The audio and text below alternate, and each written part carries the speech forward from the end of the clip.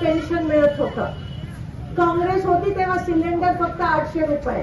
आता संजय गांधी निराधार पण बंद झालं, फक्त लाडकी बहीण ते पण बंद होणार. त्या लाडकी बहिणीमुळे तुम्ही मतदान केलं ते ना, ती लाडकी बहीण पण सावत्र बहीण झाली. पैसे घेऊन तुम्हाला आनंद 2 दिवसासाठी, मग काय मार नवऱ्याचा काय काय उपयोग. बीजेपीला वाटतं तुम्हाला खरेदी करू शकतात पैसे. मी बोलून बोलून थकले. आता तुम्हाला समजायला पाहिजे. माझी लाडकी बहीण योजना ही योजना कुठल्याही परिस्थितीमध्ये आपल्याला चालू ठेवायची, त्याबद्दल आपण काळजी करू नका.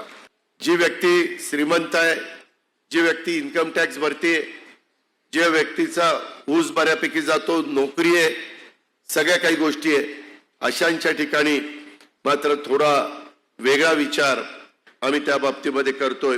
26 तारखेच्या आत या महिलांना त्यांच्या डीबीटीला पैसे येतील.